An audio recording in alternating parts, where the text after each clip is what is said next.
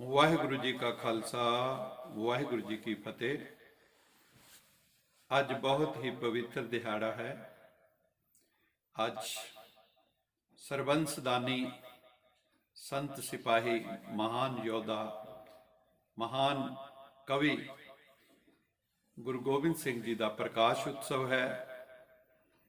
ਪ੍ਰਕਾਸ਼ ਉਤਸਵ ਦੀ ਸਾਰੇ ਵੀਰਾਂ ਅਤੇ ਭੈਣਾਂ ਨੂੰ ਬਹੁਤ ਬਹੁਤ ਵਧਾਈ ਹੋਵੇ, ਵਧਾਈ ਹੋਵੇ, ਵਧਾਈ ਹੋਵੇ।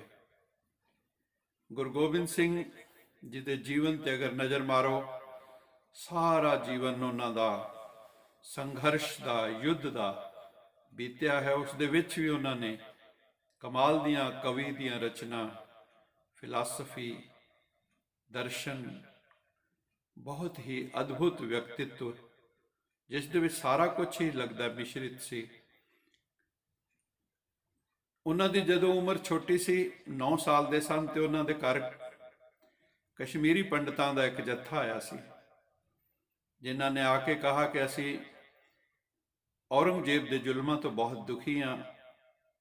ਹਜ਼ਾਰਾਂ ਹਿੰਦੂਆਂ ਨੂੰ ਉਹਨਾਂ ਦੇ ਜਨੇਊ ਉਤਾਰ ਕੇ ਉਹ ਮੁਸਲਮਾਨ ਬਣਾ ਰਿਹਾ ਹੈ।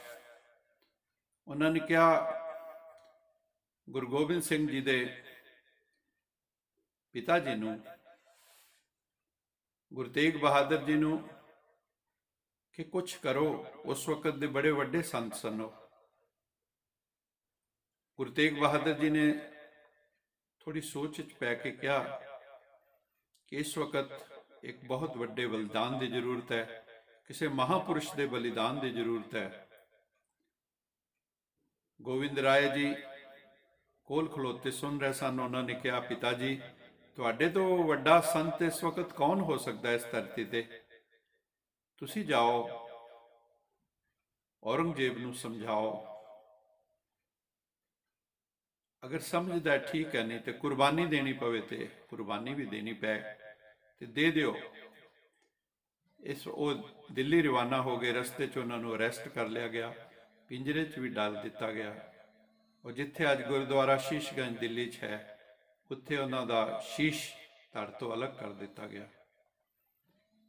ਇਸੇ ਤਰ੍ਹਾਂ ਗੁਰੂ ਗੋਬਿੰਦ ਸਿੰਘ ਜੀ ਦਾ ਜੋ ਬਾਕੀ ਜੀਵਨ ਹੈ, ਉਹ ਵੀ ਯੁੱਧਾਂ 'ਚ ਬੀਤਿਆ। ਮੁਗਲਾਂ ਦੇ ਨਾਲ ਯੁੱਧ ਕਰਨ 'ਚ ਹੀ ਉਹਨਾਂ ਦਾ ਬਹੁਤ ਟਾਈਮ ਬੀਤ ਗਿਆ। ਔਰ ਉਹਨਾਂ ਦੇ ਚਾਰੇ ਸਾਹਿਬਜ਼ਾਦੇ, ਮਾਤਾ ਪਿਤਾ, ਸਾਰਾ ਵੰਸ਼ ਜੋ ਹੈ ਬਲਿਦਾਨ ਦੇ ਗਿਆ ਇਸ ਦੇਸ਼ ਦੇ ਵਾਸਤੇ। ਔਰ ਜਿਸ ਵਕਤ ਉਹਨਾਂ ਦੇ ਚਾਰੇ ਸਾਹਿਬਜ਼ਾਦੇ ਚਲੇ ਗਏ, 2 ਸਰਹੰਦ ਦੀ ਨੀਹਾਂ ਚਿਣਵਾ ਦਿੱਤੇ ਗਏ, ਕਿਉਂਕਿ ਗੰਗੂ ਬਾਮਨ ਨੇ ਜਾ ਕੇ ਦੱਸ ਦਿੱਤਾ ਸੀ ਕਿ ਉਹ ਮੇਰੇ ਕੋਲ ਨੇ। ਔਰ 2 ਚਮਕੌਰਗੜੀ ਦੇ ਯੁੱਧ ਦੇ ਵਿੱਚ ਸ਼ਹੀਦ ਹੋ ਗਏ।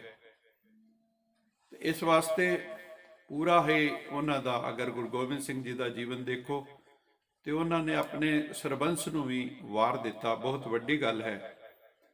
ਇਹ ਸਭ ਹੁੰਦਿਆਂ ਹੋਇਆਂ ਵੀ ਉਹਨਾਂ ਨੇ ਕਈ ਰਚਨਾਵਾਂ ਕੀਤੀਆਂ ਜੋ ਕਮਾਲ ਦੀਆਂ ਰਚਨਾਵਾਂ ਨੇ, ਰੂਹਾਨੀ ਰਚਨਾਵਾਂ ਨੇ। ਜਿਵੇਂ ਉਹਨਾਂ ਨੇ ਦਸ਼ਮ ਗ੍ਰੰਥ ਲਿਖਿਆ, ਵਿਚਿੱਤਰ ਨਾਟਕ, ਅਕਾਲ ਉਸਤਤ, ਸ਼ਬਦ ਹਜ਼ਾਰੇ, ਜਫਰਨਾਮਾ, ਜਾਪ ਸਾਹਿਬ ਅਤੇ ਹੋਰ ਉਹਨਾਂ ਨੇ ਕਈ ਰਚਨਾਵਾਂ ਕੀਤੀਆਂ ਜੋ ਅੱਜ ਪੜ੍ਹੀਆਂ ਜਾਂਦੀਆਂ ਨੇ ਤੇ ਲੋਕੀ ਹੈਰਾਨ ਹੁੰਦੇ ਨੇ ਕਿ ਇੰਨੇ ਸੰਘਰਸ਼ ਦੇ ਵਿੱਚ ਵੀ ਇੰਨੀਆਂ ਸੁੰਦਰ ਰਚਨਾਵਾਂ ਉਹਨਾਂ ਨੇ ਲਿਖੀਆਂ।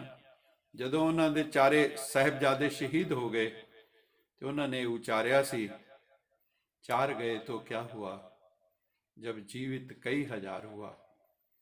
और उन्होंने चिड़ियों से मैं बाज तड़ाऊं, 1.25 लाख से एक लड़ाऊं, तब गुरु गोबिंद सिंह नाम कहाऊं। अपनी सेना में इतना उन्होंने जोश भरा था कि जो उन्होंने लाखों मुगल सेना के जो सैनिक हैं उनको मार दिया था। तो ये गुरु गोबिंद सिंह जी ने सोई हुई कौम को आके जगाया। और उन्होंने कहा था कि अगर परमात्मा को पाना है तो प्रेम से ही पाया जा सकता है।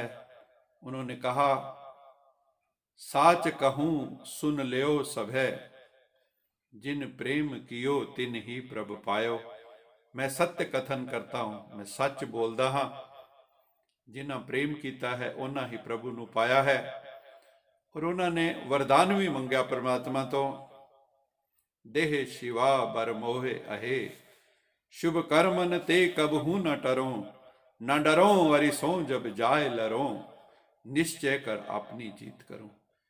इसका मतलब है कि हे परमात्मा कल्याणकारी सदा शिव, हे निरंकार, हे वाहिगुरु, मैनू ऐसा वरदान दे कि मैं हमेशा शुभ कर्म ही करा, कदी मैं शुभ कर्मां तो अलग ना आवां, और जदों दुश्मन नाल जाके लड़ा तो मेरी जित होवे, निश्चय कर अपनी जीत करूं। और साडा सारे जीवन इस सब का यह लक्ष्य ही होंदा कि साडी जित होनी चाहिए है, चाहे वह अंदर दे शत्रुआं नाल होवे, चाहे वह बाहर दे शत्रुआं दे नाल होवे, क्योंकि आत्म रक्षा करना ते पहला धर्म सारिਆਂ ने कहा है।